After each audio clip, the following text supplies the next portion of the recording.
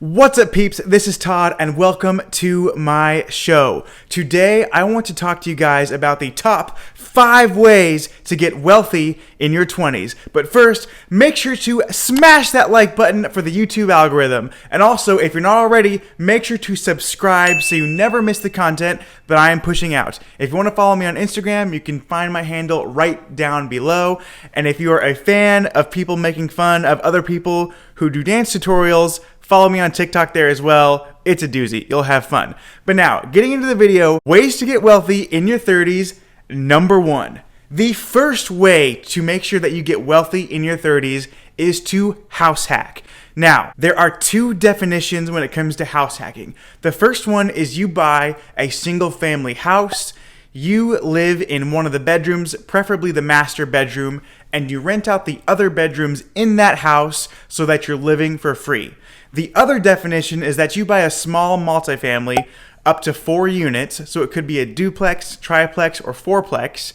You live in one of those units and you rent out the other 3 units, paying a huge chunk of your mortgage, if not the whole thing. For the purpose of this video, I'm just going to do the first definition of house hacking, which is buying a normal house, living in the bedroom, and renting out the other rooms. But of course, do whatever you're comfortable with. Obviously, if you have kids, you probably don't want roommates. But that is step number 1 to becoming wealthy in your 30s. Find a house that you can offset the price. So my wife and I, we have been house hacking for a couple years now. We bought our first house when we were 23 years old.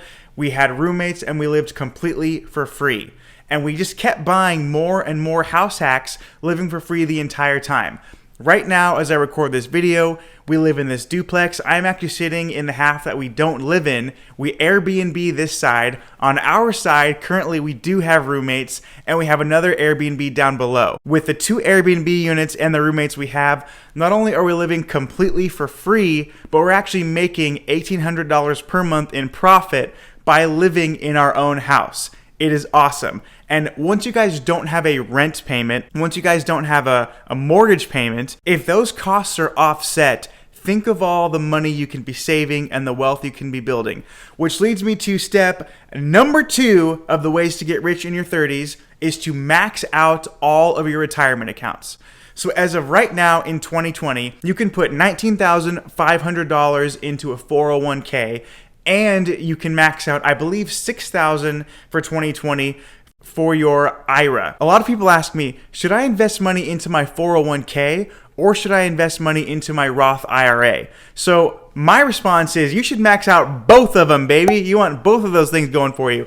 But if you had to pick one, I would actually choose a 401k, and here's why. Most companies that offer a 401k also have some sort of match, meaning if you put $1 in, they might put in 50 cents or 25 cents for every dollar that you put in up to a certain amount. Now, some companies like Microsoft are really great, and they have done in the past 100% matches. So if you put 19 grand in, they put 19 grand in. Most companies don't do that. They have a cap. But regardless, when your company is matching your 401k contribution, that is basically free money. So I would take advantage of free money.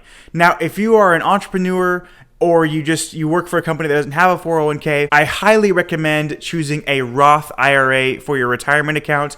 There's a lot of tax benefits for a Roth IRA. If you make less than, I believe it's $120,000, you can max it out no problem. As soon as you start to make over that $120,000 mark, technically you're not allowed to contribute to a Roth IRA anymore. You have to contribute to a traditional IRA.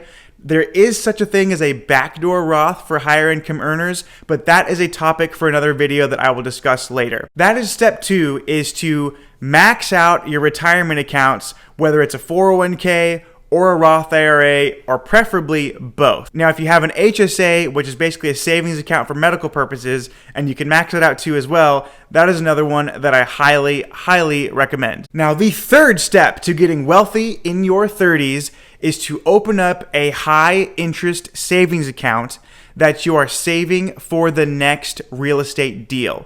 So this kind of goes back to that house hacking, that step 1.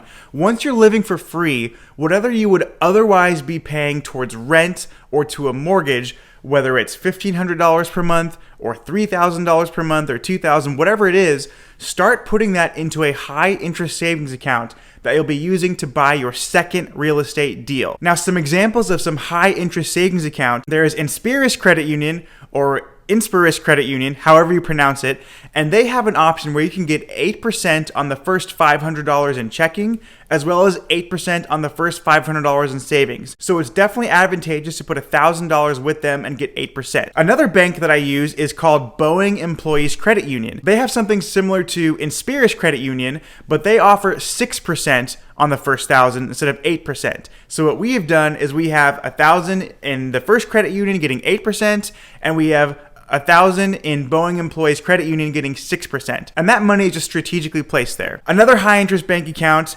that you can find is kind of a strange name. It is called Redneck Bank, and they offer 3% interest on the first $10,000. There is also T-Mobile Bank that offers 4% interest on the first $3,000, but you do have to deposit $200 per month in order to get the 4%, which for some of you out there may not be worth it. And then that brings us to Wealthfront, Citibank, Ally Bank, and a few others that offer right around 2% interest. I personally like Wealthfront because they have a very high FDIC insurance rate. It's usually only insured up to $250,000, but Wealthfront insures it up to $1 million. And right now, at the time I'm recording this video, they offer about 2% interest. I've also taken advantage of a Capital One savings account, and that offers 2% interest as well. So basically what you want to do, whatever you would normally pay towards rent or to a mortgage, start strategically placing that into high interest savings account with the sole purpose of buying your second house hack. Because real estate in the long run, that is what truly builds wealth. Now, the fourth step to getting wealthy in your 30s is eventually you do want to buy that second rental property. Basically, the way you do that is hopefully you've been saving money in that high interest savings account so you have enough for a down payment. When you buy that house, it would be awesome if you could buy it owner occupied, meaning you lived in the first house that you bought for at least 12 months. You can usually buy one owner occupied house every 12 months, and that's advantageous because you can get away with putting less than 20% down, and usually your interest rate is a little bit better. Think about this. You are living for free, plus you have a cash flowing rental property, so a total of 2 houses that are going up in value, they're building equity for you, and it's producing cash flow. You're maxing out hopefully 2 retirement accounts, but at least one, whether it's a 401k or a Roth IRA or a traditional IRA. You've decided which one or combination, but you're maxing that out. And you still have those high interest savings accounts, which you've probably depleted for that second rental property. At least you have them, so when you want to build a nest egg or buy a third house, you can start using that as well. But the reason why I love real estate is because number one, it's a real asset. It's going to go up in value. And even with downturns, you guys, the market's going to go up and down, but over time, the value of that house will go up. Over a 30-year period, which is the length of your mortgage, that house it'll be worth so much more than what you bought it for. Plus, it will have paid you a positive cash flow every month that you owned it, so long as you have it rented right. Well, that brings us to the 5th step to getting wealthy in your 30s, which is opening up a liquid brokerage account. So after you're living for free, after you're investing into your retirement, you're gonna have some cash flow left over, whether it's from your 9-to-5 job or your real estate, and you wanna invest that into something liquid. I love real estate, but the problem with real estate is it takes a little bit more time than just buying, selling, or trading a stock. So that is the last step, is you wanna open up a liquid brokerage account. Me personally, I just use Vanguard. I do S&P 500 or index funds. I'm just very basic when it comes to that. But let's say you're cash flowing at this point, and I'll just throw out an even number so it makes sense. Let's just say you're cash flowing $2,000 per month. Here's what I would do. I would take the first $1,000 per month, and I would put that aside for another rental property. And then I would take $600 of what's left, and I would put that into your liquid brokerage account every single month. So now you're investing $600 per month into a liquid brokerage account, and you're buying mutual funds.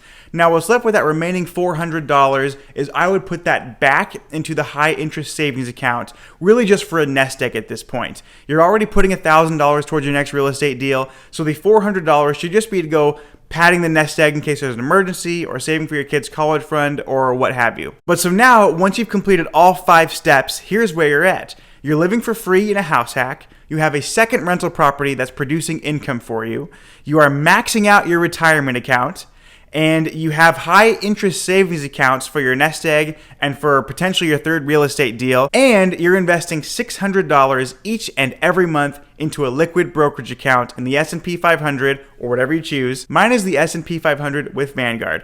If you do all 5 of those steps And if you're currently in your 30s or maybe you're in your 20s, either way, that is a pretty good way to make sure that you become wealthy in your 30s. If this video was helpful to you, make sure you smash that like button for the YouTube algorithm and subscribe if you haven't already done so. That way you can get all of my content and you never miss a video. If you would like to follow me on Instagram, my handle is right down below. And again, if you want to follow me on TikTok, you can reach my handle here as well. All right, guys, I will see you in the next video.